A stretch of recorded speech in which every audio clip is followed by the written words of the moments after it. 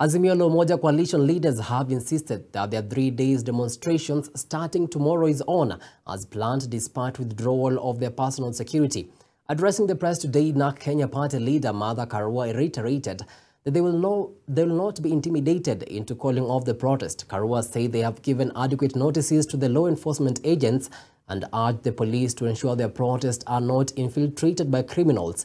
The Azimio leader further cautioned regional countries against supplying teargas canisters to the Kenyan government, urging them to instead remain neutral in the current crisis.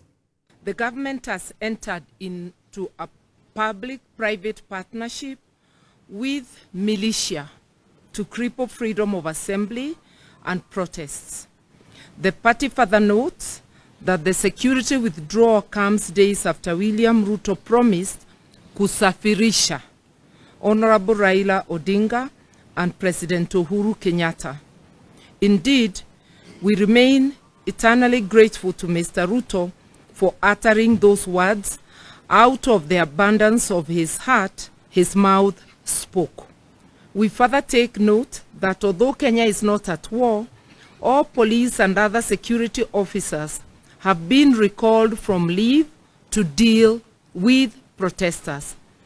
The provisions of the Constitution on the right to protest notwithstanding, Ruto is at war, not just with Azimio, but with the entire Kenyan population, especially those who do not support him. We appeal to our neighbors in the region not to join Ruto's war against Kenyans. Our neighbors must not supply Ruto with tear gas and ammunition to fight Kenyans. Our crime is only that we have challenged Ruto to bring down the cost of food, reconstitute the IEBC in a way that includes all players, also to audit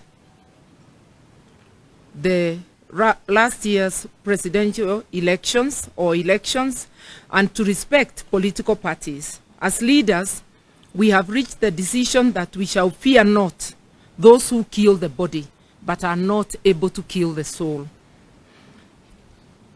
So, even with the intimidation of withdrawal of security, Azimio confirms that the protests planned for Wednesday, tomorrow, Thursday, and Friday this week are on as earlier announced.